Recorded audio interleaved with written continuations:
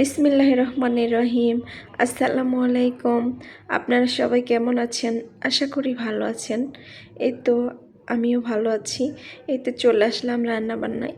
আমি রান্না করতেছি আজকে মাছ দিয়ে শিম দিয়ে টমেটো দিয়ে ঝোল করব।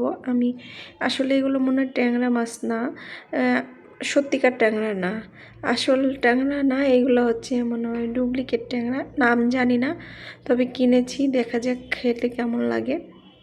আজকে রান্না করব।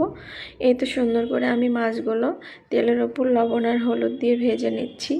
আর ভেজে না নিলে মানে কড়া করে ভাজলে একদম আবার স্বাদ লাগবে না, একটু হালকা করে ভেজে নিব।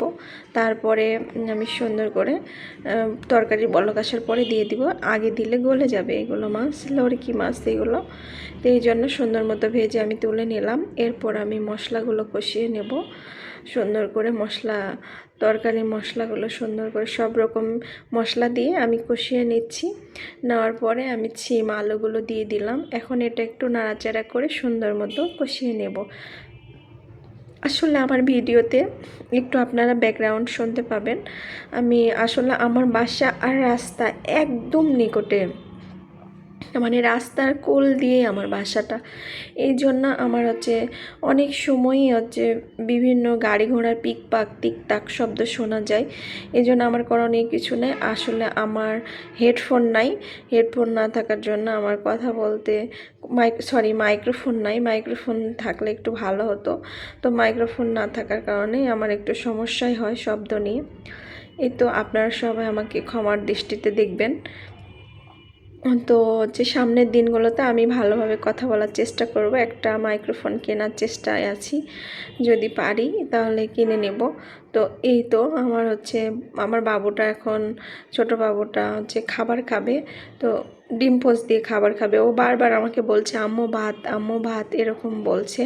এই জন্য আমি ওকে আগে ডিম পোচটা করে দিলাম। তারপর আমি আবার বাকি রান্নায় আসলাম। এখন রান্না বসিয়ে দিয়ে এদিকে রান্না হবে, আমি এদিকে বাচ্চাকে এর মাঝে মাঝে খাইয়ে দিব।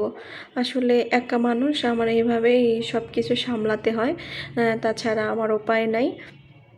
এই তো আমার তরকারিটা কষানো শেষ। এখন টমেটোগুলো দিয়ে দিয়েছি। এখন আমি ঝোল দিয়ে দিব, দিয়ে সুন্দর মতো মাছগুলো সাজিয়ে দিব, দিয়ে তারপরে বলক আসলে পেঁয়াজ ভাজনাটা দিয়ে দিব।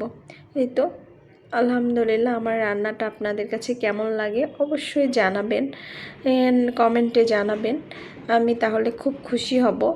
আর আপনারা সবাই ভালো থাকবেন, আমার পাশে থাকবেন। আমি দোয়া করি সবাই ভালো থাকুক, সবাই জীবনে প্রতিষ্ঠিত হোক, আমার পাশে থাকবেন আপনারা। এই তো আমি সুন্দর মতো ভাজনাগুলো দিয়ে দিলাম। সবাইকে আল্লাহ হাফেজ।